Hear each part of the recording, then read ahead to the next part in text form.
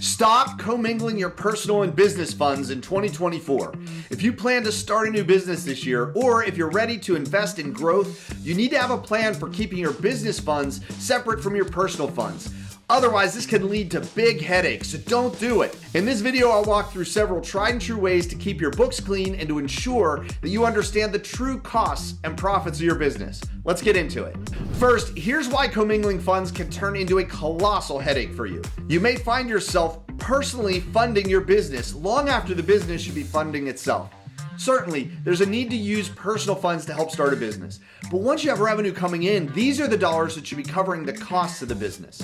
Likewise, you may be adding to your personal debt to run the business, when the business should be shouldering loans and associated interest instead. And finally, you may be making bad decisions for the business if you're uncertain whether the business is viable or not. Not to mention, when it comes tax time, you may have a lot to untangle to figure out what you owe versus what represents legitimate business expenses that should be offsetting your tax liability. Quick disclaimer here, I'm not a lawyer, I'm not an accountant, so don't take my word for it. Check with your peeps before making business decisions.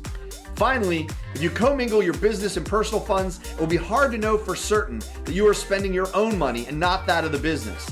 And to some, this could look like fraud and land you in hot water. Here are 3 steps you can take when you get started, or when you start to grow your business. These will help you to ensure that the lines are clear between your personal and your business finances.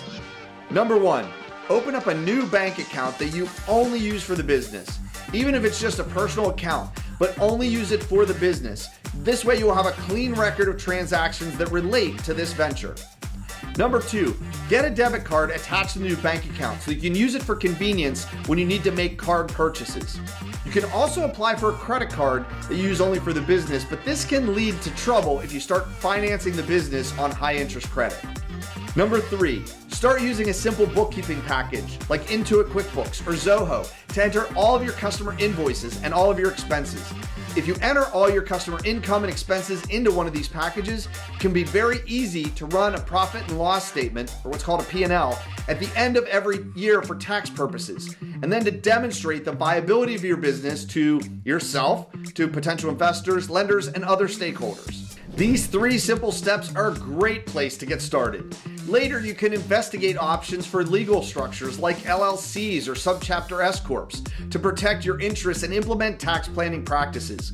But for now, separating your business and personal funds instead of commingling will help you to make a clean start in 2024.